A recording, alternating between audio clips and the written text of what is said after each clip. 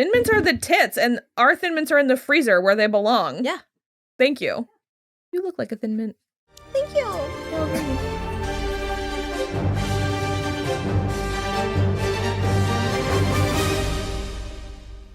Hello, everyone. I'm Kristen. And I'm Rachel. And this is So I'm Watching The Gilded Age, Season 1, Episode 6, Heads Have Rolled for Less. Yeah.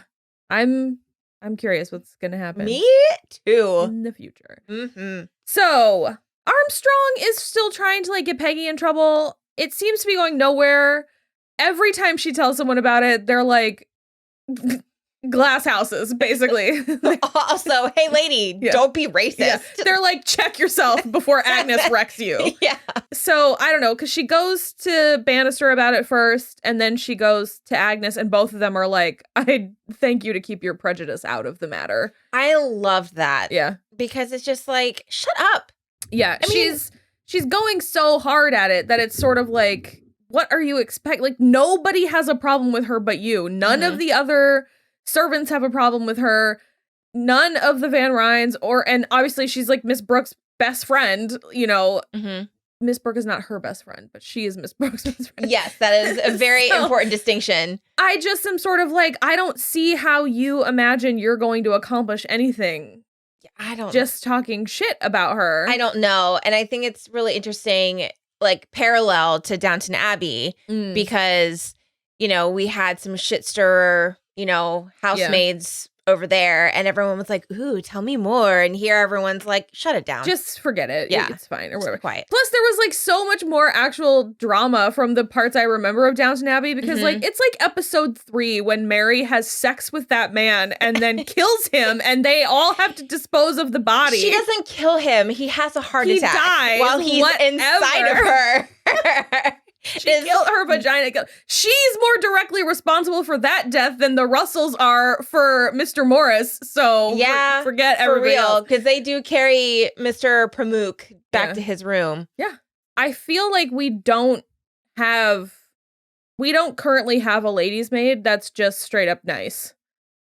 Because not a lady's maid. Mrs. Bruce is like, she's the head house matron. Yeah. So it's like Turner just wants to fuck Mr. Russell, and then Armstrong. She's just trying to get Peggy fired or like whatever. I don't know. I don't get it. Also with Peggy, she goes back to see her mom. Her mom's very proud of her article. She said she showed it to her dad, but he's trying not to encourage it. So he's like not saying nice things about it. Okay. We had a couple of comments last week that basically said they think that Peggy's dad, like that she slept with the guy she was in love with, got pregnant, and her dad made her go away to have the baby and give it up. And that's why she is so not wanting to come back home. Which would be interesting. And also be super fair. Yeah. Yeah. So I like that idea. If that comes to pass, it'll be super interesting, because I also feel like Agnes won't let her stay if that comes out.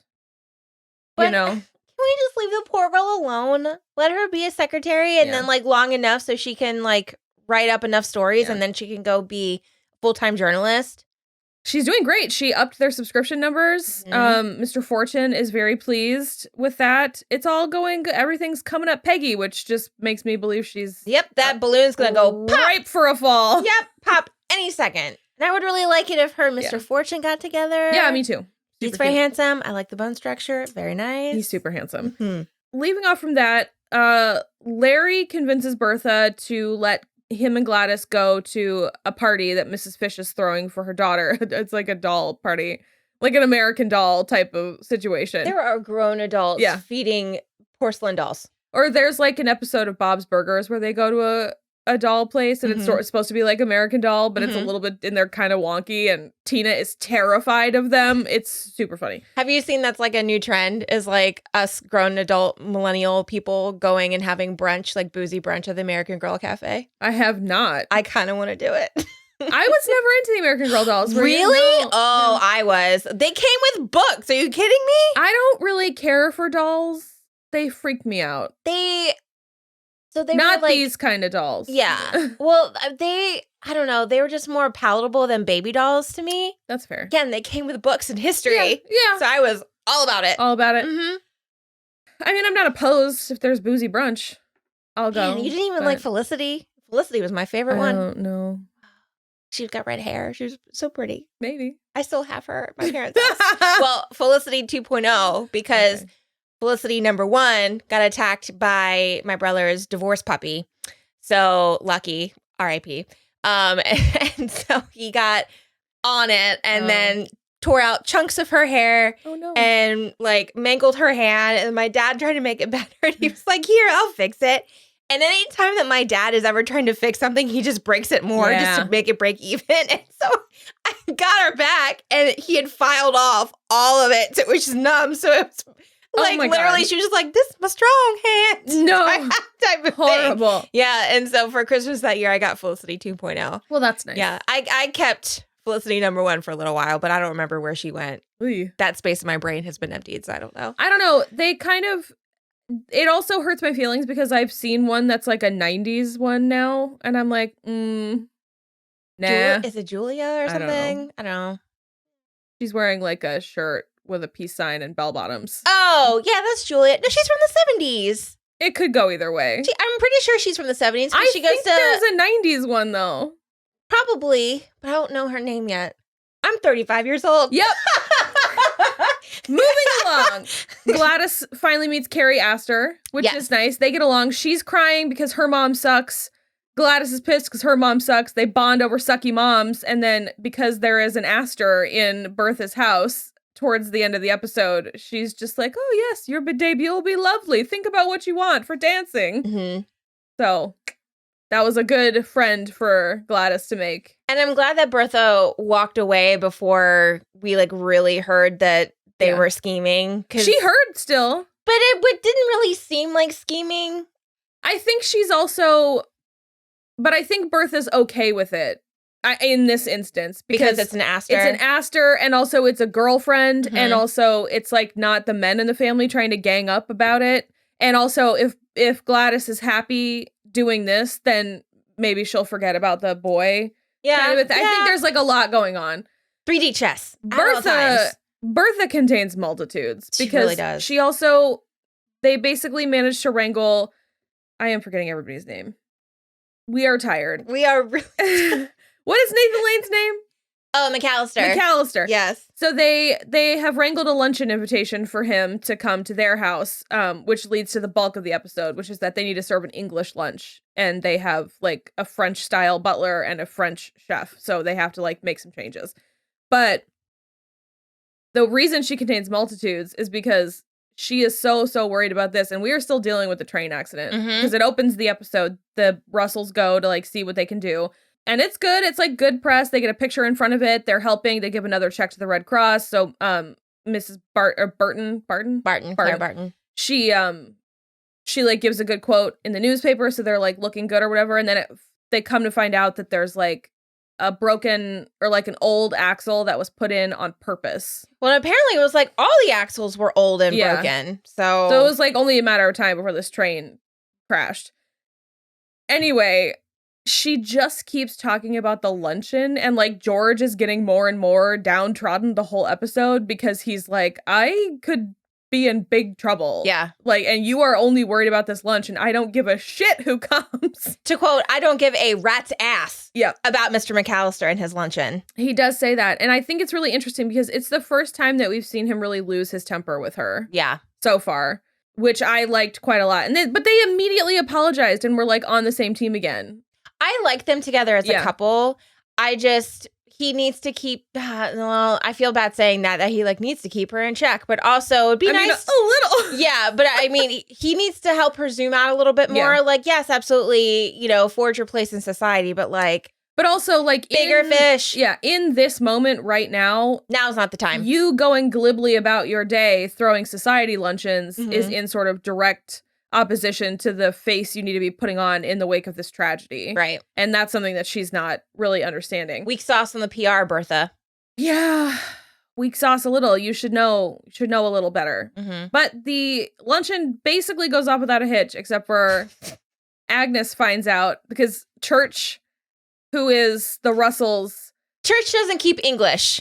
He is not trained in the art of keeping an English style home. So, which Mrs. Bruce is like, hey, I have an idea. We should definitely get Mr. Bannister from across the street to come over. He can help, whatever. So he does that very Bannister thing like he did last time. And he's like, oh, well, what are you serving? Oh, well, I can't lay the table until I know what you're serving. And like the whole thing. So he comes over a couple of times. And then Mrs. Russell, I get it. It wasn't handled with the most finesse. No, she handled that wrong. She handled it wrong. She should have talked to Church, not in front of Bannister. Yeah. Because she basically was like, oh, it was cruel of me to believe that you could do this. So Bannister will just come over on the day. Right. And then to offer Bannister $100 in front of Church. Yeah. My God. Not super great. No. So Bannister makes up a family legal thing that he has to do during luncheon on Friday. But he has no family here. It is a lawyer matter. And so Agnes is like, but why during luncheon? Does he not eat luncheon? And he was like, no, he's only open from noon to 3. And so then Ada comes in. She was like, is he Muslim? Is it Ramadan? The fasting lawyer. They whip it into this fantasy about like a religious zealot lawyer who's maybe a Muslim who doesn't eat lunch. And like, it's just whipped out of control into a frenzy. It's so funny. It's crazy what the human mind can do when you don't have all of these distractions making your brain go like in a million different directions because they're not being stimulated at all hours of the day. And so that game of telephone was like so funny and so fast. How did we fall off the wheel so quickly? Immediate. Oh my God. Immediate. So he sets Jack up in his place to be the butler for the one luncheon. Jack does medium. He got a C. I would give him a C. Medium. He tried so hard, but he just doesn't understand. He's never done it. Well, I think Agnes was being a pill. She was testing. Agnes was being a pill and Ada was being very sweet. But he's a footman. It's not the same. Yeah. But I mean, he's just standing there with a tray. They serve themselves, so it's not even like he's placing the food on the plate. Yeah. I think it would have been fine if Agnes wasn't being a pill. Because she could have waited to ask for the wine after Ada served herself. Of course.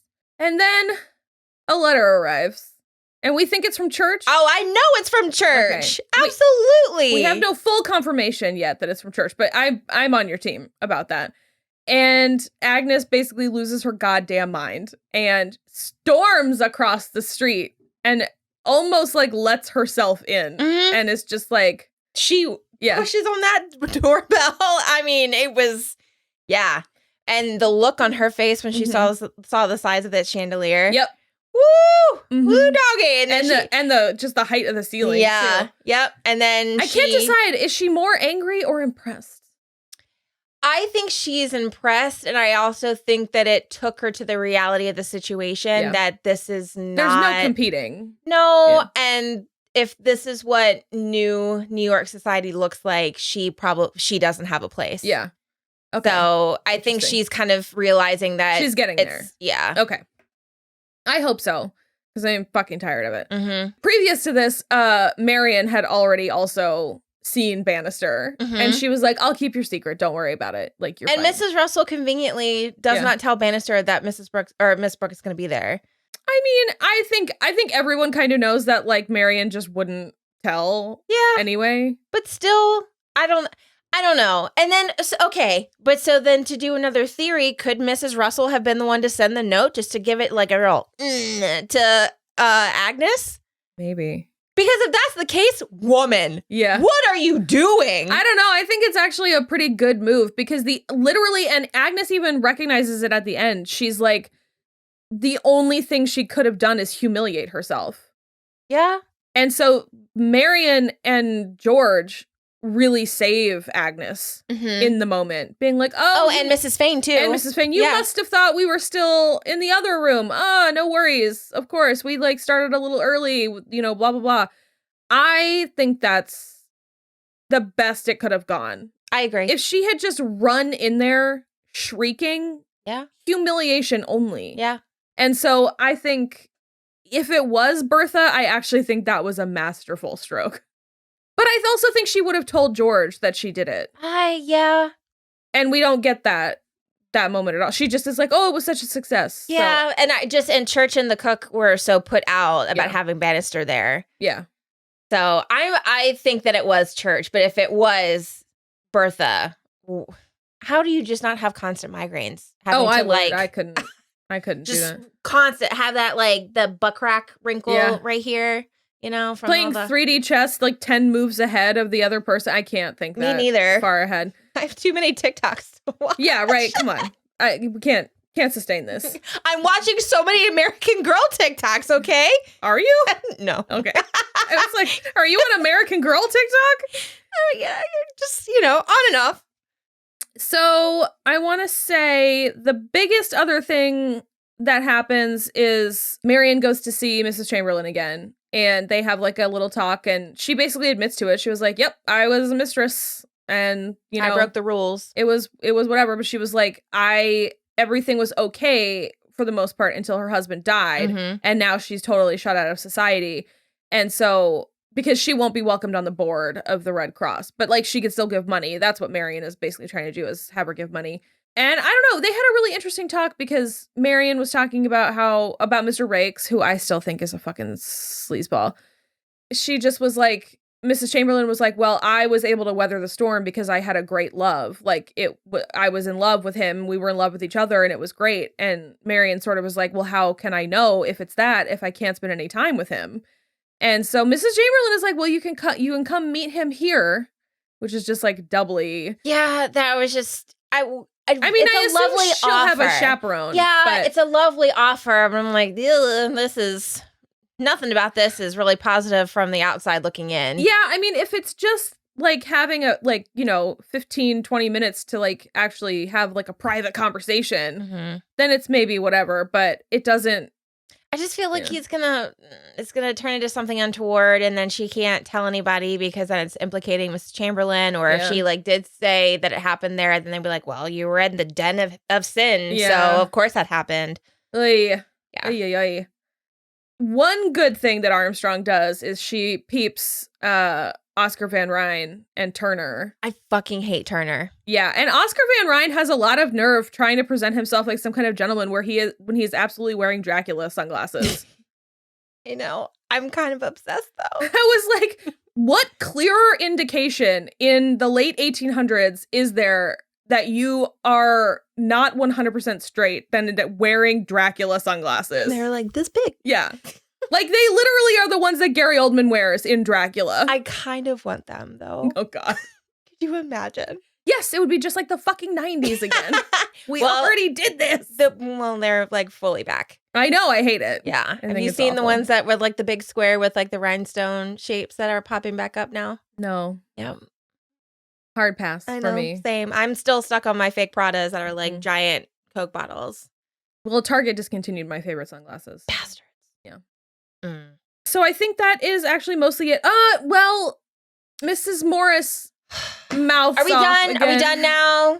So she made a whole dramatic exit from the Red Cross meeting. Are we done? Has she said her piece? I hope so. My God. Okay. I understand that she is grieving. Yes. I 100% understand. And also, yes, George Russell is indirectly responsible for her husband's death. I understand that. But again, as we've said in every episode, and as everyone on the show has said, there is no place for weakness in a business like this. Yep. And he got down on his knees and begged in front of everyone he knew.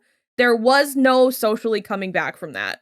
And so for her to just keep calling them murderers is the part where I get like shot. Like, I can't. She's acting really pious when she has really no legs. Leg to stand on. Yeah. And she's like, well, it's all about money, isn't it? And it's like, it's a fucking charity. Exactly. And I love Clara Barton. She was just like, I don't fucking care. Yeah, I don't care. I have things and people I need to help. Yeah. So I'm not going to ask questions about where the fucking money comes from. She does have to kind of bully everyone to vote for Bertha to be on the board, but they all capitulate immediately. And that is when Anne Morris is just like, well, if this is what your new morals are, then I want no part of it. And it's like, well, okay, bye. Later. Yeah. Nice to see you. Yeah. So I don't know. I hope we're done. I doubt it. Yeah. Sorry, Katie Finneran. We don't mean to be mean, but your character is a pill. No, you're doing an amazing job. Yeah, you're doing a really good job. That's why I hate her so much, because you're doing such a good job. Yeah. But that then I think is basically the end of it. So it was a pretty good episode. I was glad we finally got Carrie Astor back. Me too. I hope she's a little more in play for the rest of the season, especially if she's going to be like helping Gladys with her debut, which would be really cute. Do we have any really good dresses this week? Peggy's like goldenrod thing was really nice. I liked that. Yeah. Didn't really understand the buttons. They seemed like buttons to nowhere.